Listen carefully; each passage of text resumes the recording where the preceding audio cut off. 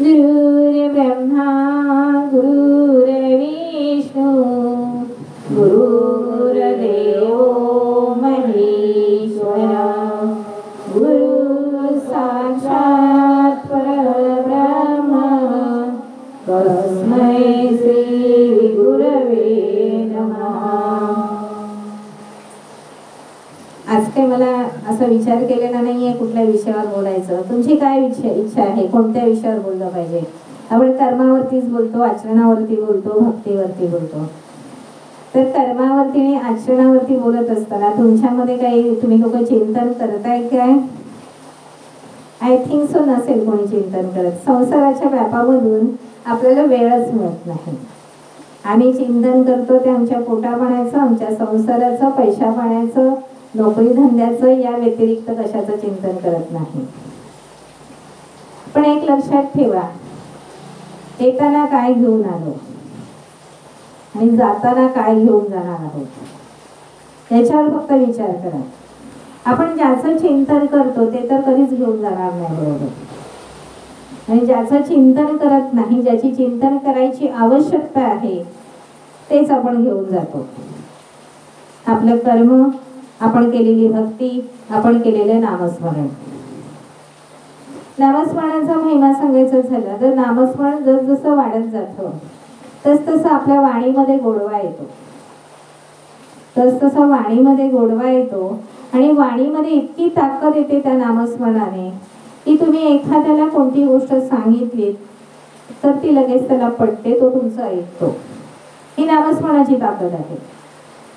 तुम्ही सगळे आई पालक म्हणता की नाही, मुलं ऐकत नाही, तक्रार असते की नाही? नवरा म्हणेल बायको ऐकत नाही, बायको म्हणते नवरा ऐकत नाही। हे का आहे तर आपल्या वाणीमध्ये कमी असतं। तर याच्यासाठी तर आपण नामस्मरण तर करतच नाही ना। नामस्मरण करण्यासाठी स्पेशल बसावं लागतं का? स्वामींनी असं सांगितलंय का एका जागेवर बसा आणि नाम करा घ्या म्हणून? असं काही नाही। नामस्मरण तुम्ही येता जाता, उठता बसता, काम करत असताना नामस्मरण करू शकता।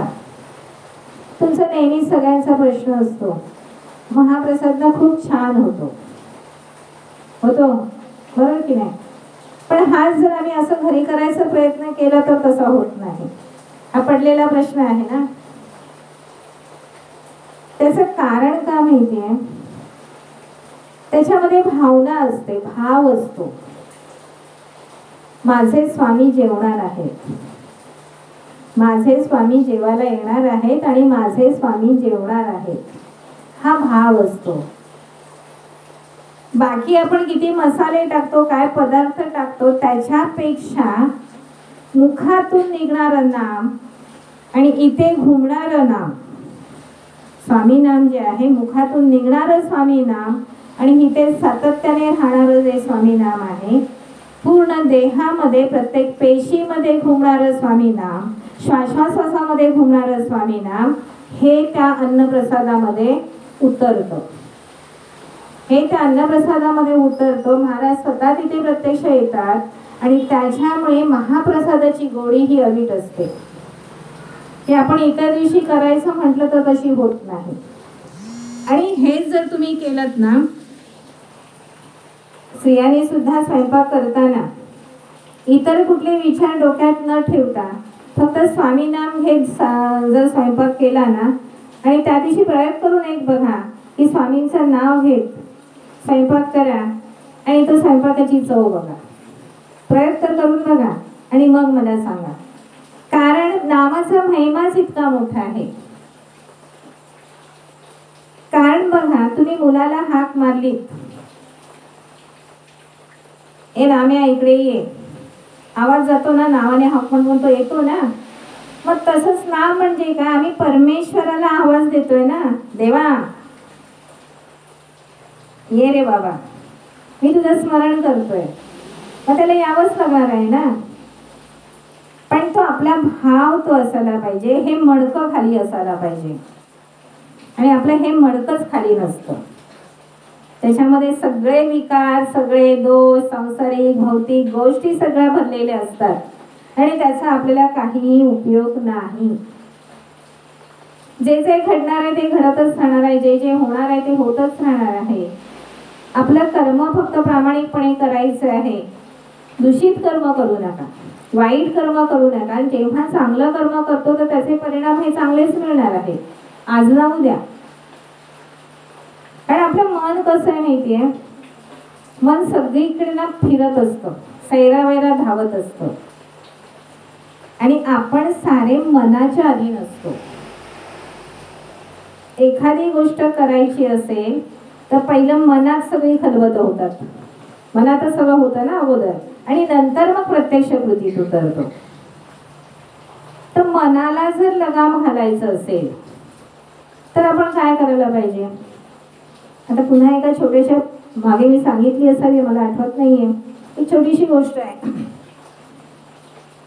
ह्या ज्या गोष्टी आहेत ह्या फक्त प्रतीक रूपाने आहेत, की त्या गोष्टीमधून एक आपण प्रतीक घेतोय आणि ते शिकतोय. एक राजा असतो आणि राजाकडे एक शेळी असते, आणि राजा दौडील पिटवतो अख्ख्या राज्यामध्ये. या शेळीला जो कोणी पोटभर जेवायला घालेल, ती समाधानी होईल, त्याला मी माझं अर्ध राज्य देईल. तिचं पोट भरेल एवढं देईल आणि ती तृप्त होईल, त्याला मी अर्ध राज्य देईल. अर्ध राज्य देईल म्हटल्यानंतर सगळे राज्यामध्ये सगळे खुश होतात, मिळणार आहे ना अर्ध राज्य, संपत्ती. आपण त्याच संपत्तीच्या मागे लागतो ना, आणि ती संपत्ती मिळवण्यासाठी आपण कुठल्याही मार्गाचा अवलंब करतो. त्यावेळेस विचार करत नाही आपण कुमार्गाने जातोय की सन्मार्गाने जातोय. मग काय, राज्यातले लोक खुश असतात. प्रत्येक जण येतो, राजाला म्हणतो मी शेळीला चालून आणतो. विद्वान येतात, चांगले लोक येतात, पण राजाने एक अट ठेवलेली असते, शेळीचं पोट भरले किंवा नाही याची परीक्षा मी घेणार. ठीक आहे, असेच येतात. एक जण येतो, दिवसभर शेळीला मस्त हिरव्यागार गवतामध्ये कुरणामध्ये फिरवतो, दिवसभर शेळी खात असते. संध्याकाळी राजाला सांगतो, राजा या शेळीचं तर पोट भरलेलं, तू परीक्षा घे. राजा काय करतो, अगदी मऊ लुसलुशीत चारा घेतो आणि शेळीच्या तोंडाजवळ धरतो. शेळी खायला लागते. राजा त्या माणसाला म्हणतो, अरे हिचं पोट कसं भरलं, ही बघ आता खाते, तू कसं म्हणालास तिचं पोट भरलंय? असे कित्येक महाविद्वान येतात जातात, कोणाचं काही, कोणी काही ती त्याची पायी जिंकत नाही. त्या राज्यामध्ये आपण बघा, स्वतःला सुशिक्षित समजतो, जास्त शिक्षण असलेले समजतो की आमच्यासारखे हुशार, आम्हाला जे ज्ञान आहे ते इतर जे शिकलेले नसतील, अडाणी असतील, त्यांना ज्ञान नसतं, त्यांना काय कळणार. आपण म्हणतो लोकांना तसं कमी लेखतो. तर त्याच्या राज्यामध्ये एक शेतकरी असतो, तो काहीही शिकलेला नसतो, शिक्षण वगैरे काही झालेलं नसतं, विद्वान पंडित सगळे येऊन गेलेले असतात, कोणीही ती शर्यत पायी जिंकलेली नसते. शेवटी तो शेतकरी राजाकडे येतो आणि राजाला म्हणतो, राजा आता मी ह्या शेळीला घेऊन जातो. शेतकरी शेळीला घेऊन जातो. सगळीकडे हिरवंगार कुराण असतं, पाला असतो, गवत असतं. पण शेतकरी काय करतो, एक मस्तपैकी काठी हातात घेतो आणि जेव्हा जेव्हा शेळी गवताला चारा खाला जाते ना, कोवळा पाला खाला जाते, तेव्हा तो सपकन तिच्या तोंडावर मारतो. हे दिवसभर तो करतो. शेळीने दिवसभर काही खाल्लेलं नाहीये. संध्याकाळी राजाकडे येतो आणि राजाला म्हणतो, राजा घ्या आता परीक्षा तुम्ही, शेळी पोटभर जे खाल्लेलं आहे तिने ते तर खाणारच नाही. राजा म्हणतो, ठीक आहे, भले भले विद्वान येऊन गेलेत, हा तर का अडाणी शेतकरी आहे, याला काय एवढं ज्ञान. घेतो लुसलुशीत पाला घेतो, गवत घेतो आणि शेळीच्या तोंडापाशी नेतो. शेळीला काय आठवतं, ती काठी आठवते, ती तोंड फिरवते. तोंड फिरवते, पाला खात नाही. आता राजाला प्रश्न पडतो, हा तर अडाणी शेतकरी आहे, याने असं काय केलं की शेळी पाला खात नाही, गवत खात नाहीये. तो त्याच्या ज्ञानाला, त्याच्या अनुभवाला राजा नमस्कार करतो आणि विचारतो, बाबा रे, तू असं काय केलंस की शेळीचं एवढं पोट भरलं? तेव्हा तो शेतकरी सगळी हकीकत सांगतो. याच्यातून आपण काय शिकू शकतो? तो अडाणी शेतकरी आहे, पण त्याने जीवन जगताना जे परिस्थितीने, निसर्गाने शिकवलं ते ज्ञान घेतलं, अनुभवातून शिकला आणि अनुभव हाच गुरु केला त्याने. तसंच त्या शेळीसारखं ना आपलं मन आहे. शेळी म्हणजे आपलं मन आणि तो शेतकरी म्हणजे आपण असायला पाहिजे, आणि राजा म्हणजे तो परमात्मा. तिन्ही प्रतीक आहेत. राजा म्हणजे तो परमेश्वर, शेळी म्हणजे आपलं मन आणि शेतकरी म्हणजे आपण स्वतः. जेव्हा जेव्हा आपलं मन असं भरकटत जातं, लोभाला बळी पडतं, मोहाला बळी पडतं, तेव्हा तेव्हा प्रत्येक वेळी सद्सद विवेक बुद्धीने आपण हाताती काठी घेतली पाहिजे आणि मनाला फटकारलं पाहिजे. बाबा रे, हे मना, तू करतोयस ते बरोबर नाहीये, हे ते चुकीचं करतोयस, तुला इथे थांबलंच पाहिजे. आणि हे जर आम्ही केलं तरच आमच्या जीवनामध्ये बदल घडू शकतात, आमच्या आचरणामध्ये बदल घडू शकतात, आमच्या विचारांमध्ये बदल घडू शकतात. आणि जे आमच्या स्वामींना अभिप्रेत आहे आचरण, ते आचरण आमच्याकडून होऊ शकतं. परमेश्वराला आचरणच सगळ्यात जास्त प्रिय आहे, परमेश्वराला भावच आपला प्रिय आहे. आणि आपल्या आयुष्यात अनेक वेळा आपण चुका केल्या असतील, कुकर्म केली असतील, तरी सुद्धा जर आपल्याला खऱ्या अर्थाने पश्चाताप झाला तर ही आपली स्वामी माऊली आहे ना, ती लगेच अगदी दयेचा सागर आहे, करुणेचा सागर आहे, त्या भक्ताला लगेच माफ करते, पोटाशी घेते आणि पुन्हा त्याला बोट धरून चालवते. पण तो खऱ्या अर्थाने पश्चाताप झाला तर. बऱ्याच वेळा आपल्याला पश्चाताप हा तेवढ्या पुरता होतो, वरवर होतो, आतून होत नाही. हे सगळं सांगण्याचं तात्पर्य काय आहे? मला फक्त एवढंच करायचंय की महाराज आपल्याला काय शिकवतात, महाराजांना परमेश्वराला काय अभिप्रेत आहे, आपल्या सद्गुरूंना आपल्याकडून काय हवंय. नारळ हवाय, फुलं फळं हवेत, पैसे हवेत, काही देणग्या हव्यात? नाही ना. आता देणगीवरूनच एक महाराजांची एक लीला आहे. रामेश्वर जवळ कोटीकूप तीर्थ आहे आणि त्या कोटीकूप तीर्थाचं एक वैशिष्ट्य म्हणजे त्या तीर्थामध्ये जर स्नान केलं तर सगळी पापं धुतली जातात. जसं गंगेमध्ये स्नान करतो, कुंभमेळ्याला जातो आणि स्नान करतो, तसं त्या कोटीकूप तीर्थाचं वैशिष्ट्य होतं की सगळं स्नान केलं की सगळी पापं धुतली जातात. आणि म्हणून लोकांची तिथे कोटीकूप तीर्थामध्ये स्नान करण्यासाठी गर्दी असते. आमचे स्वामी महाराज म्हणजे परब्रह्म. महाराज तिथे पोचतात, तिथले अधिकारी व्यक्ती असतात. महाराज स्नानासाठी कोटीकूप तीर्थामध्ये उतरायला जातात, तेव्हा तिथले अधिकारी म्हणतात, एक चांदीचं नाणं द्या तरच तुम्हाला स्नान करायला मिळेल.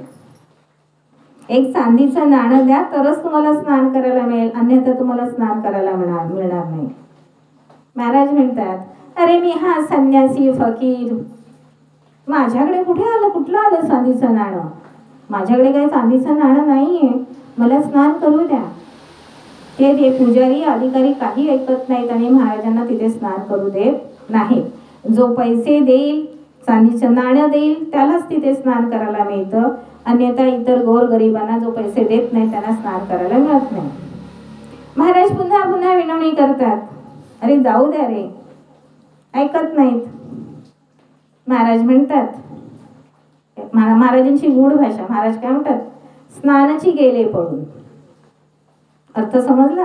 स्नानाची गेले पळून आणि तिथून निघून जातात. महाराजांनी पाठ फिरवता क्षणी त्या कोटीकूप तीर्थाच्या तलावाच्या पाण्याला दुर्गंधी येते, किडे पडले. इतकी दुर्गंधी असते की ते पाण्यात उतरणं कोणालाही शक्य होत नाही आणि त्याच्यामुळे लोक तिथे येत नाहीत आणि म्हणून ते अधिकारी जे व्यक्ती असतात, पुजारी असतात, त्यांचं उत्पन्न थांबतं. पैशासाठी आम्ही परमेश्वराचाही बाजार करतो, उत्पन्न थांबतं. आता उत्पन्न थांबल्यानंतर काय करायचं? उत्पन्न थांबल्यानंतर करायचं काय? मग सगळीकडे शोध घेतात, काय झालं, तांत्रिक मांत्रिक सगळे उपाय करतात, उतारे करतात, सगळं करतात, पाणी काही पूर्ववत होत नाही. मग शेवटी ते शंकराचार्यांकडे जातात आणि शंकराचार्यांना घडलेली हकीकत सगळी घटना सांगतात. तेव्हा शंकराचार्य म्हणतात, ते आलेले जे फकीर होते ना, ते कोण होते तुम्ही ओळखलत का? ते तर खास यतिराज दत्तमाऊली होते, स्वामी महाराज होते आणि तुम्ही त्यांना हे उत्तर दिलं. प्रत्यक्ष परब्रह्म परमात्मा आले होते. आणि जर तुम्हाला ते पूर्ववत हवं असेल तर तुमचं हे आचरण, तुमचं कर्म बदला. प्रामाणिक हा व्यवहार करू नका, तुमचा भाव शुद्ध ठेवा. आणि मग त्यावेळेस नंतर शंकराचार्यांनी सांगितल्यानंतर त्या पुजाऱ्यांना खऱ्या अर्थाने पश्चाताप होतो.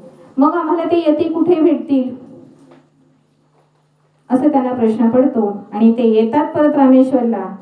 रामेश्वरला आल्यानंतर मंदिरात जातात तर त्या शिवलिंगावरती स्वतः महाराज बसलेले असतात. महाराजांचं तिथे दर्शन होतं. महाराज लगेच त्यांना म्हणतात, आलात जाऊन शंकराचार्यांकडे. महाराजांची ते माफी मागतात. त्याने म्हणतात की आम्हाला खऱ्या अर्थाने पश्चाताप झालेला आहे, तुम्ही ते तीर्थ पूर्ववत करा. मगाशीच म्हटलं, जर आपल्याला खऱ्या अर्थाने पश्चाताप झाला तर ती माऊली करुणेचा सागर आहे, लगेच माफ करते. फक्त त्यांना एवढंच सांगते, शंकराचार्यांनी जे तुम्हाला कसं वागायचं, कसं बोलायचं जे सांगितलंय तसंच वागा, अन्यथा त्याचे परिणाम वाईट होतील. आणि ते तीर्थ आहे कोटीकूप तीर्थ, हे पूर्वीपेक्षा सुद्धा अतिशय त्या पाण्याची चव बदलते, सुगंधित पाणी होतं आणि पुन्हा ते पूर्ववत चालू होतं. असे हे स्वामी महाराजांनी इथे काय दाखवून दिले या लीलेमार्फत सुद्धा? परमेश्वराचा बाजार मानू नका, तीर्थक्षेत्रांचा बाजार मांडू नका. त्याला काही लागत नाहीये. तर त्याला ज्याचा भाव शुद्ध आहे, सर्वसामान्य माणूस जो आहे, त्याला सुद्धा त्याचा फायदा घेऊ द्या. आणि आम्ही जेव्हा तीर्थक्षेत्रांच्या दर्शनाला जातो तेव्हा VIP पास काढतो आणि दर्शन घेतो. सगळीकडे आहेत ना, बरोबर आहे की नाही? मला सांगा. VIP पास काढतो आणि दर्शन करतो. म्हणूनच सांगते की महाराजांना जाणून घ्या. महाराजांना जोपर्यंत आपण जाणून घेत नाही, महाराजांना नक्की काय सांगायचंय हे जोपर्यंत आम्हाला कळत नाही, तोपर्यंत आम्ही महाराजांचे खरे भक्त होऊ शकत नाही. एक लक्षात ठेवा, त्या तीर्थक्षेत्राच्या भूमीमध्ये जरी गेलो तरी सुद्धा आम्हाला तिथलं परमेश्वर, जे समजा आपण गोकर्णाला आहे, रामेश्वर आहे, परमेश्वराचं दर्शनच होतं. त्या भूमीमध्ये भूमी पावन झालेली असते. परमेश्वराने त्या भूमीमध्ये अवतार घेतलेला असतो, अनेक लीला केलेल्या असतात, त्यामुळे ती भूमी पावन झालेली असते. म्हणून फक्त गाभाऱ्यात बसलेल्या मूर्तीचं दर्शन घेण्यापेक्षा त्या भूमीमध्ये जाऊन त्याचं चिंतन करा. VIP पाससाठी पैसे मोजू नका असं महाराज म्हणतात, त्याचं व्यापार करू नका असं महाराज सांगतात. गरजच नाहीये, त्यांना त्यांचं कार्य करायचं असतं, ते करतच असतात. फक्त तुम्ही आम्ही काय करायचं एवढंच ठरवायचं असतं, एवढंच महाराजांना सांगायचं असतं. हे सांगण्याचं तात्पर्य आहे कारण आपण सगळे स्वामी भक्त आहोत. पण कधीही स्वामींचे जेवढे ग्रंथ आहेत, कुणी किती वाचले असतील मला माहित नाही, तर जसे मिळाले तर अभ्यास म्हणून वाचा, पारायण सोडा, पण अभ्यास म्हणून वाचा. महाराजांची खूप गोड भाषा आहे. कसं बोलले त्या भिकुजारांना, स्नानाची गेले पळून. काय कळणार त्यांना? स्नानाची गेले पळून म्हणजे काय, त्याचा अर्थ समजत नाहीये. ही जी गूढ भाषा आहे, जेव्हा जेव्हा आपण ही भक्ती करतो महाराजांची ना, तेव्हा आपल्या आयुष्यात सुद्धा ही महाराज गूढ भाषा वापरतात आपल्याला अनेक संकेत देत असतात, पण त्या संकेतांचा गूढ भाषेचा अर्थ आपल्याला कळत नाही. असे हे आपले महाराज आहेत. महाराज श्री स्वामी समर्थ, जय जय स्वामी समर्थ. श्री स्वामी समर्थ, जय जय स्वामी समर्थ. श्री स्वामी समर्थ, जय जय स्वामी समर्थ. श्री स्वामी समर्थ, जय जय स्वामी समर्थ. महाराज श्री स्वामी समर्थ, जय जय स्वामी समर्थ. श्री स्वामी समर्थ, जय जय स्वामी समर्थ. महाराज श्री स्वामी समर्थ, जय जय स्वामी समर्थ. श्री स्वामी समर्थ, जय जय स्वामी समर्थ. महाराज श्री स्वामी समर्थ, जय जय स्वामी समर्थ. श्री स्वामी समर्थ, जय जय स्वामी समर्थ. महाराज श्री स्वामी समर्थ, जय जय स्वामी समर्थ. श्री स्वामी समर्थ, जय जय स्वामी समर्थ. अवधूत चिंतन श्री गुरुदेव दत्त. अवधूत चिंतन श्री गुरुदेव दत्त. अवधूत चिंतन श्री गुरुदेव दत्त. अवधूत चिंतन श्री स्वामी समर्थ. अवधूत चिंतन श्री स्वामी समर्थ. अवधूत चिंतन श्री स्वामी समर्थ.